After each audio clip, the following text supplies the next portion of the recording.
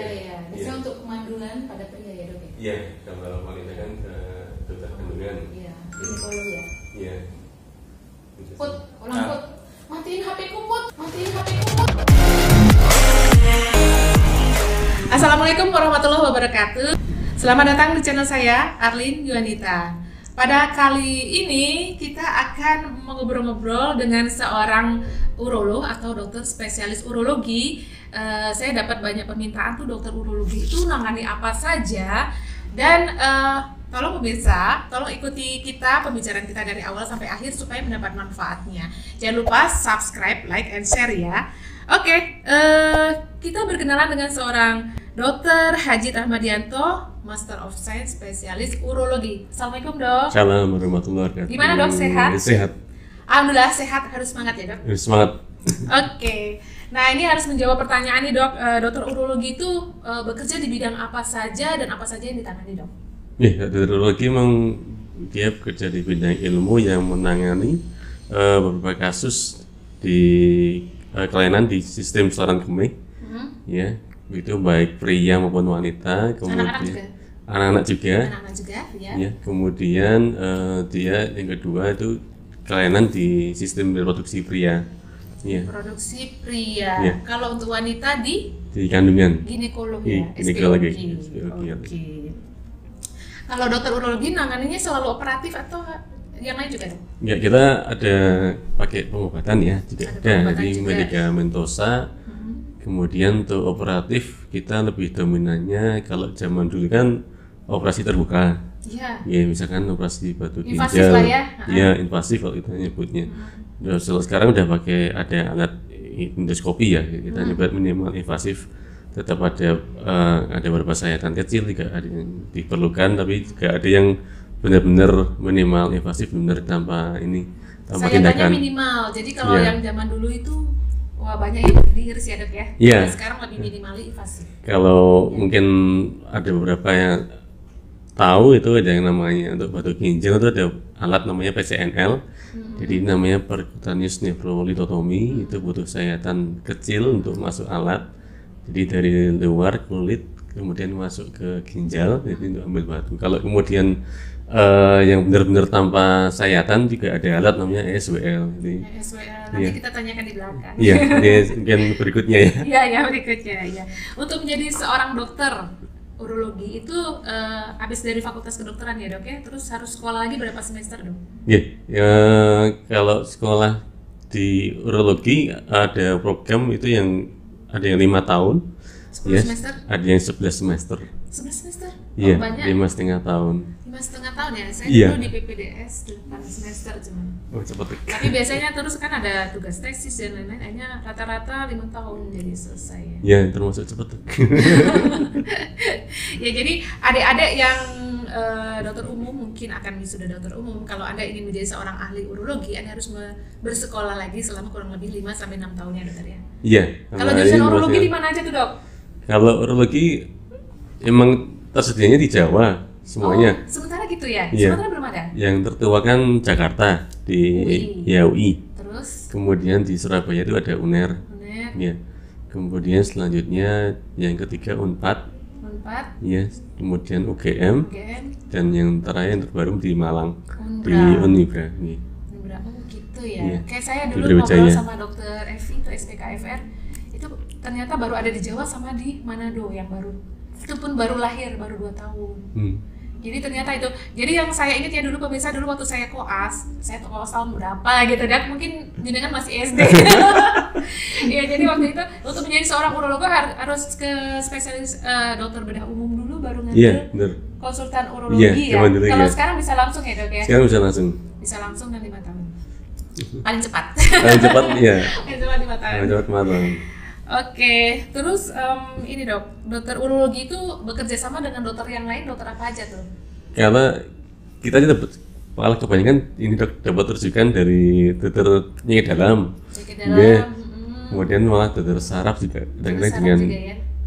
hampir sama tipenya, misalkan ada nyeri di perut misalkan ya, perut atau di pinggang, di saraf kadang-kadang ada yang nyeri di punggung dan sebagainya. Ternyata dari urologi ya. Ya, ternyata dari kelainan di bidang urologi ya tadi sistem saluran kemih atas misalnya gitu bisa. Gitu. Kemudian yang lainnya sih di kandungan juga kadang-kadang juga kandungan ya. Kadang-kadang dikira dari organ ginekologi ternyata dari juga mungkin udah batu ureter di bawah dan sebagainya juga bisa. Kemudian selanjutnya sih dokter anak itu juga kadang-kadang ya konsultan kita ada kelainan sejak lahir, mungkin ada kelainan anatomis dari kelaminnya. Iya, itu ada nanti kita tanya di belakang. Oke, ini penyakit apa aja dok yang ditangani dokter? Kalau kita bagi berdasar wanita, pria, dan anak-anak. Kalau wanita apa dok? Kalau wanita kebanyakan sih infeksi saluran kemih itu bisa kita tangani. Sistitis ya. Yeah. Kemudian kelainan lainnya sih paling banyak untuk wanita inkontinensia urin, jadi ada merembes kencingnya. Gitu, kayak ngompol. Kayak ngompol. Itu bisa karena misalkan ada namanya fistula. Jadi fistula itu seperti lubang kecil yang dia kesambung dari kandung kencing, ya, vesika kalau kita nyebutnya, kemudian dari vagina. Jadi nyambungannya fistula vesikovagina. Ya, itu perlu dilakukan tindakan. Seperti itu. Untuk yang perempuan, biasanya sih yang lain sih lebih ke arah inkontinensia urin yang penyebab lain juga bisa. Misalnya ini juga ya, kanker kandung kemih ya dok ya. Ada beberapa memang. Kanker adrenal juga ya dok ya. Bisa juga. Ya. Terus prolaps kandung kemih ini saya belum pernah tahu deh, saya taunya prolaps uteri itu dok. Ya kalau kandung kemih memang bisa sampai keluar sampai ke kelamin. Kalau di objin itu dikasih ring gitu. Kayak cesaria ya namanya. Kalau di dokter? Dokter kita harus rekonstruksi kalau itu. Jadi diikat ya, dibuat. Iya seperti misalnya seperti harus ada rekonstruksi khusus untuk dia kandungannya dikembalikan tempat semula. Kira-kira faktor risikonya apa tadi? Oh biasanya sih wanita dia dari riwayat melahirkan misalkan lebih dari 2 anak, tapi nggak ya, mirip ya, melahirkan normal ya bisa mah. Iya. Karena organnya bersebelahan. Jadi karena kelemahan di otot panggulnya itu bisa karena dia letaknya kalau di kandung kencingnya wanita kan di depan, kemudian belakangnya itu rahim, jadi saling berdekatan. Saya berdekatan, jadi jangan satunya iri sama yang lain. Jadi udah prolap sutri, prolap kandung kemih lagi, itu kasihan banget. Oke, kalau yang untuk pria apa aja dok kasusnya dok? Kalau pria, kadang-kadang malah paling banyak batu ginjal, ya barisan kemih lah kita nyebutnya. Batu saluran kemih ya, jadi bisa dari atas sampai bawah ya dok ya? Iya, bisa. Kemudian tadi prostat ya, prostat itu dia laki-laki harus perhatian kalau usia 50 tahun. Nah, itu faktor resikonya usia. Kencing. Ya. Nah, itu udah mulai kemungkinan sih suspek itu paling banyak prostat, ada pembesaran prostat karena yang punya prostat hanya pria. Iya. Jadi wanita tenang aja, Anda tidak kena CA prostat. yang wanita sih. Yang lain tapi. Yang pria pasti kalau dia usia 50 tahun hati-hati kalau ada keluhan kencingnya susah, nggak tuntas. Kalau malam kebangun untuk kencing, itu mungkin ada pembesaran prostat. Terus kanker di banyak tempat ya dok ya? Kalau kanker ya bisa dari ginjal sampai kandung kencing, kanker prostat, kanker penis juga bisa. Kanker testis ya dok ya? Dominannya kalau di Indonesia lebih banyak di sini menderita kanker kandung kencing malah. Oh iya, bukan CA prostat ya? CA prostat juga banyak, tapi karena dia jarang maksudnya pasien kan biasanya mengeluhkan kalau kanker kandung kencing kan kencingnya merah. Nah itu dia langsung periksa biasanya. Oh iya. Kalau kanker prostat agak apa ya kalau kita nyebutnya silent itu. Jadi ketahuannya udah lanjut ya. Udah lanjut. Oke. Kemudian varikokel ya dok ya? Iya varikokel karena di organ reproduksi dia kebanyakan ini dok nggak nyaman, jadi di buah zakar itu bengkak. Dia terutama kadang-kadang yang paling dominan sebelah kiri. Ya sebelah kiri itu kadang-kadang nggak nyaman kayak nyeri tapi kok aneh nyerinya gitu. Nggak enak. Nah, tapi itu kan prosesnya nggak langsung membesar ya, dia perlu waktu kan? Iya itu memang ada beberapa derajatnya. Kalau dia pas periksa ternyata oh ini curiganya ke varikokel, maka kita butuh USG testis untuk memastikan bisa seperti itu. Oke, kita break dulu. Azan ya. Nggak azan ya. Tadi break azan. Kita lanjut tentang tadi penyakit apa saja yang ditangani pada pria, Dok. Tambahan tadi, Dok, apalagi, Dok? Oh iya, yang tadi varikokel, ada disfungsi ereksi. disfungsi ereksi atau bahasa awamnya impotensi. Atau ini aja, Dok. Kalau secara umum ya, itu ada gangguan ejakulasi. Itu bisa Ereksi juga. gangguan ereksi. Ereksi dan ejakulasi. Terus infertilitas. Oh iya, berarti bisa juga. Jadi kalau ada masalah pria bisa dibantu dengan jadi kerjasama dengan dokter yang nangani bayi tabung ya, Dok ya? Iya, bisa juga. Jadi kembali lagi, Dok, yang tadi itu kan emang kita nyebutnya disfungsi seksual, Dok. Itu iya. ada beberapa macam.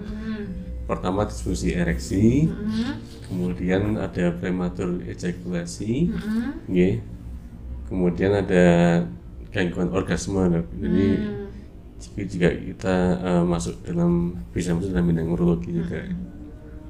Seperti itu.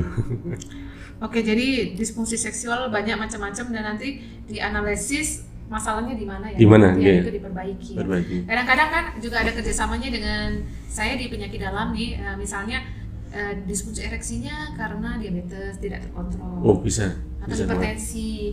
Atau diabetes sama hipertensi itu suka berduet dan mereka itu dan selalu gini, Dok. Kalau misalnya ada pasien tuh ya diabetes tanpa hipertensi, nanti kedepannya dia akan hipertensi. Oh, iya. Iya, karena kerusakannya kan di semua lini, termasuk di pembuluh darah vaskuler. Jadi nanti mungkin dalam waktu kalau dia tidak terkontrol gulanya dalam waktu 5 tahun dia udah mulai hipertensi bertahap tuh 130, 140 sampai akhirnya naik setelah lebih dari 5 tahun. Masuk yang mana, Dok, ya? Kayak mikroangiopati dan makroangiopati itu ya. Iya, itu jadi mereka tuh bersahabat karib banget. Diabetes dan hipertensi. Kapan-kapan kita akan bahas dengan Dr. Widya. Udah banyak permintaan nih, cuman belum ketemu waktunya. Oke, kemudian penyakit pada anak-anak apa aja, Dok? Oh, penyakit pada anak, kelainan di ini, Dok, di urogenital gitu nyebutnya, jadi di kelaminnya, kelainan rampak di kelaminnya. Jadi sejak lahir itu ada pipis waktu kencingnya itu, ya itu ujung pipisnya itu nggak di tempatnya, istilahnya di bawah, di bawah, jadi hipospadia ya, Dok ya. Namanya hipospadia. Terus yang di atas? Nah, di atas bisa epispadia. Iya. Kemudian apa lagi tuh? Kemudian gangguan himosis, Dok ya? Himosis paling banyak juga. Itu obatnya dengan gigitan ya? Himosis ya, karena dia lengket, pelengketan. Ya? Iya. Biasanya itu ketahuannya kapan tuh? Dari bayi? Dari bayi bisa, Dok. Tapi emang secara ilmiah sih dalam 1 tahun itu kita coba lihat dulu. Biasanya diobservasi dulu ya? Observasi dulu, kecuali selama kalau ada gangguan, misalkan kencingnya emang nggak lancar, jadi ketahuannya waktu kencing gembung dia. Oh iya. Iya, karena dia ada sumbatan ya. Iya, kemudian kayak ada jeratan itu jaringannya. Selanjutnya sih kok sering demam. Nah, anak ini kok sering demam ya, misalnya sedikit demam, padahal nggak batuk, nggak pilek. Oh, kemungkinan salah satunya di infeksi saluran kemih ya, Dok? Iya, kemih juga bisa. Iya, saya kira tuh ISK tuh hanya penyakit pada orang dewasa aja atau anak muda. Tapi ada bayi ISK, itu agak ajaib buat saya. Jadi memang ada kelainan itu. Bawaannya. Bisa karena fimosis itu namanya. Jadi. Kalau yang misalnya kayak tadi pospadia tadi dari umur berapa terus dioperasi gitu? Kalau emang sarannya sih untuk hipospadia ya. Hipospadia itu bisa 6 sampai 9 bulan minimal ditangani. Iya, tapi memang kita lihat dulu kondisi, mohon maaf ya, ukuran penisnya gimana, kemudian jadi kadang-kadang disertai dengan mikropenis juga bisa. Oh, jadi gitu. kondisinya kecil sekali. Jadi, bukan kecil dibanding umurnya ya? Iya, dibanding umurnya. Rata-rata umurnya. Jadi itu bisa dibantu ya? Bisa, kelihatan itu butuh usaha. Ada obat hormonal yang kita suntikan. Itu untuk membesar dulu sesuai ukuran sesuai umurnya ya, jadi baru dilakukan tindakan. Jadi itu umur di bawah 1 tahun tuh? Enggak, apa udah remaja? Oh, kebanyakan di sini yang kasus yang datang malah yang kebanyakan remaja, Dok. Jadi nggak ketahuan waktu kecilnya? Waktu kecilnya sih ketahuan, tahu ada kelainan. Iya, belum dioperasi. Jadi kalau itu dia dipindahkan ke saluran sebagai mestinya atau gimana tuh, Dok, kalau misalnya sudah umur? Iya, karena ada dua, kan ada kelainan juga sih. Jadi waspada itu pertama ujung kencingnya nggak di tempatnya. Yang kedua dia bengkok, jadi bengkok ke bawah. Jadi koreksinya nggak lurus. Gitu. Jadi agak ke bawah, mungkin ada ini ya kayak jeratannya, iya. Itu harus kita bebaskan. Iya. Untuk tindakannya sih nggak bisa ada yang langsung satu tahap meluruskan pertama, kemudian kedua baru membuat saluran kencing yang baru, yang itu diambil ujungnya salurannya, bantuannya dari mana tuh? Ngambil dari tempat lain? Oh enggak dok, jadi kita kayak membuat seperti tabung tapi dari jaringan sekitarnya itu. Jaringan sekitar. Itu rekonstruksi. Itu khusus rekonstruksi. Jadi kayak ini ya. Kalau orang dengan CA kolon, kanker di usus besar tuh dia harus pertama dikolostomi, kedua baru ada mungkin bisa disambung lagi kalau akhirnya itu membaik, misalnya gitu ya dok ya. Jadi beberapa kali, nggak satu kali cukup. Dan ya. khususnya memang lebih baik itu ditangani mestinya ditangani untuk ada ahlinya sendiri, kita ada konsultannya sendiri. Nanti kita tanyain sana tuh supnya apa aja sih ya? Iya, ada supnya jadi. Nanti kita tanya satu-satu.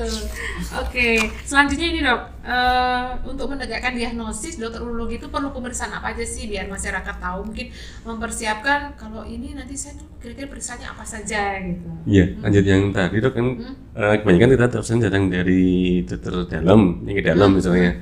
Di dalam itu sudah bawa USG, sudah bawa foto ronsen polos abdomen. Saya kalau kirim udah komplit ya.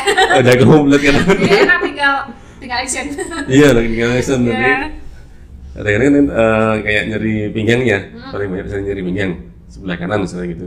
Kemudian setelah diperiksa USG sama foto polos abdomen, ternyata ada kelainan, ada misalnya ada batu. Nah itu kita sudah datang pasien itu sudah enak sekali. Oh ini kita jelaskan ya. Ini perlu tindakan seperti itu. Kemudian kalau yang misalnya untuk cek darah lebih bagus lagi misalnya dicek urium sama kreatinin untuk mengetahui fungsi ginjalnya. Iya dok, itu. Oh saya ada yang lupa tuh dok. Tadi pertanyaannya pada anak-anak itu ada undescensus testicularum. Jadi pada anak-anak tuh katanya ada yang testisnya atau ini ya pemirsa namanya buah pelirnya itu waktu lahir tuh kosong, harusnya udah terisi dua-duanya ya dok ya? Iya harusnya dari situ. Itu gimana tuh dok kasusnya? Nih kasusnya emang kalau di masyarakat awam tadi ya harus benar-benar dipahami kalau kasus undescensus itu ada jangka waktunya dok untuk tindakan. Jadi namanya golden period. Ya, kalau terlambat resikonya apa aja ya? Resikonya mandul satu ya. Pertama bisa gangguan infertilitas atau kan mandul. Ya.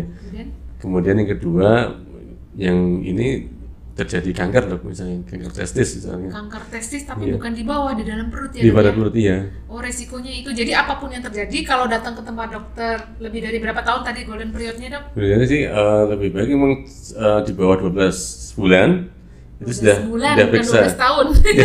12 bulan itu 1 tahun sampai maksimal. Misalnya kan ini 1 tahun ya. Sudah setahun kita ketahui, kemudian coba dievaluasi sampai 18 sampai mungkin 24 bulan coba kita evaluasi lagi. Dia turun sendiri nggak itunya?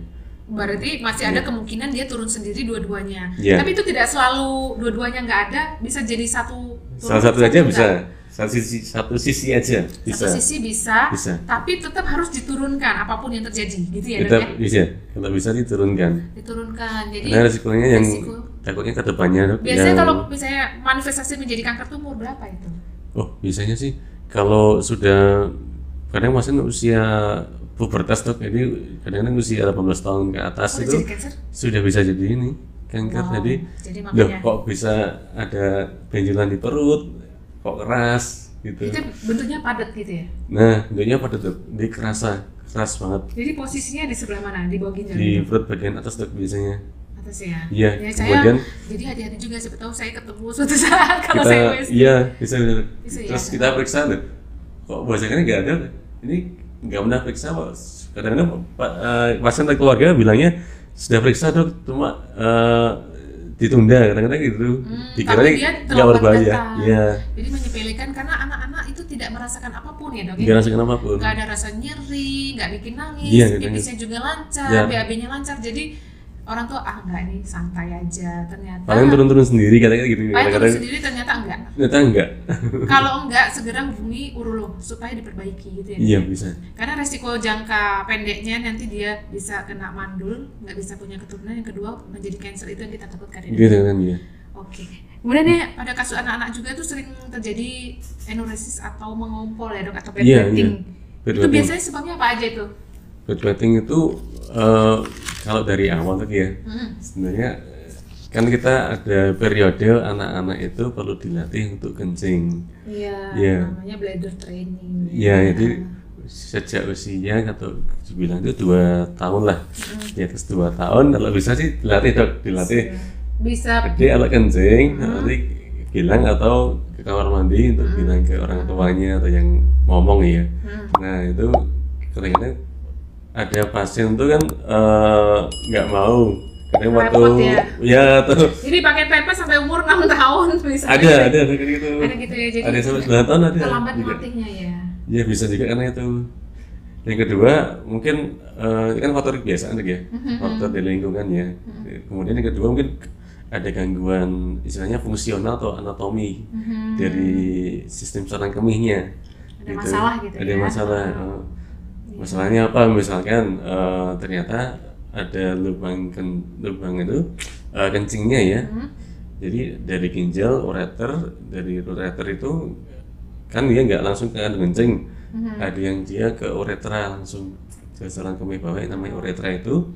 Akhirnya bocor terus. Kayaknya ngompol, bilangnya ngompol. Jadi kalau ngompol di atas umur 6 tahun udah patut dicurigai ya dok ya? Bisa dicurigai. Jadi jangan sampai umur SMA masih ngompol. Pernah ketemu kasus SMA ngompol? Ada dok, ada. Yang dokter ketemu itu kasusnya karena apa? Kalau yang sudah dewasa dok, misalnya SMA tadi, ternyata dia ada namanya double system dok. Dia double system itu bisa. Jadi namanya ada ectopic ureter. Jika bisa ectopic ureter, letak ureternya di luar dari semestinya, yang dia keluar dari kencing dari ureternya itu enggak di kandung kencing, kan kandung kencing kan fungsinya untuk menampung ya. Ya dari ginjal keluar kencing, kemudian ke ureter ditampung sama kandung kencing. Nah setelah itu baru dikeluarkan. Kalau ini langsung keluar dok. Jadi netes terus. Langsung ke ambil dari tadi ya, langsung ke uretra tadi ya? Iya, jadi bisa netes terus gitu.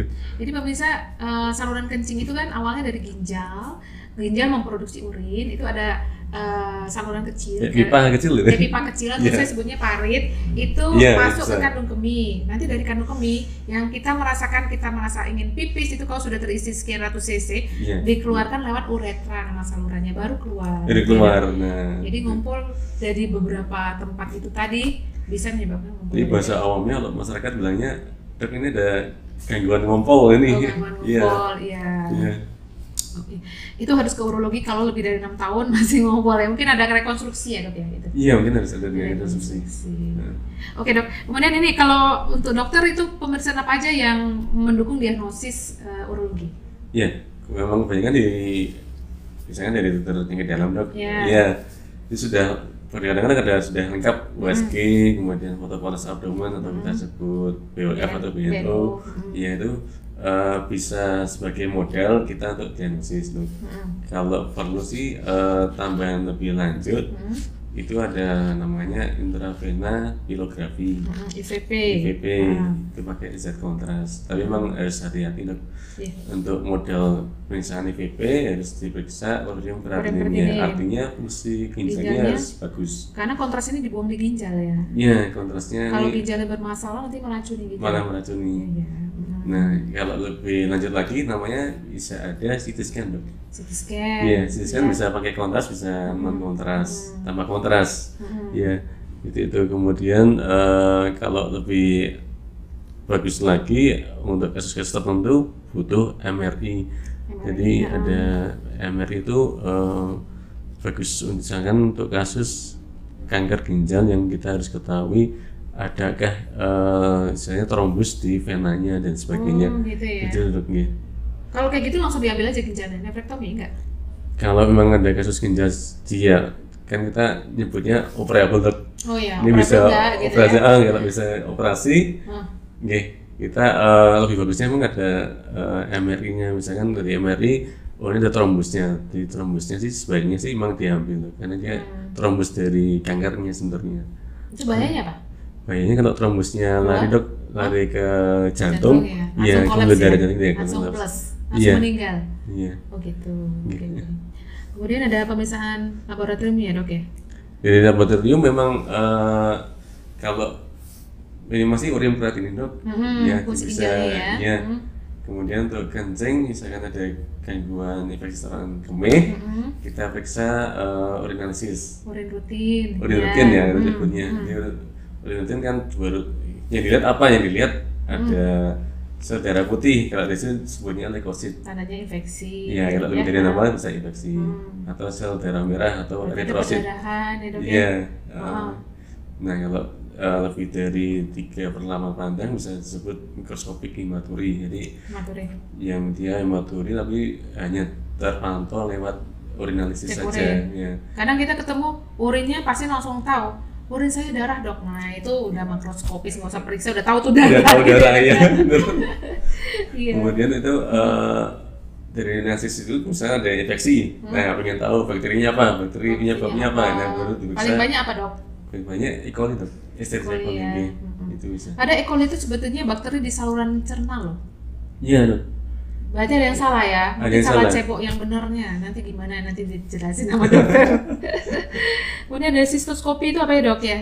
Sistoskopi itu termasuk minimal invasi dok kalau di kita. Dia memang tindakan sebenarnya.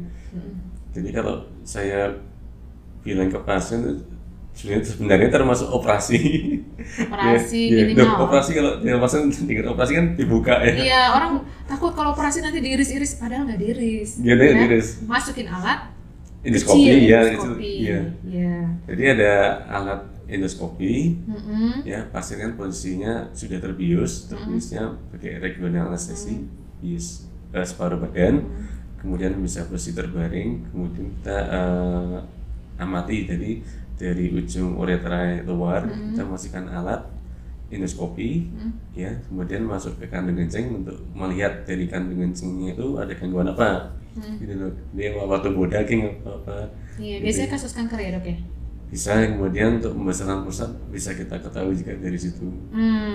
Iya, walaupun tadi ada pemeriksaan prostat yang lewat colok dubur ya. Bisa.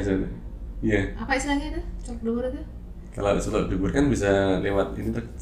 Jadi jari rectal tuci kalau kita. Rectal tuci gitu ya. Oke. Kemudian ada tes yang ini agak ribet ya. Tes urodinamik sama tes residu fosfoid urin ya. Iya.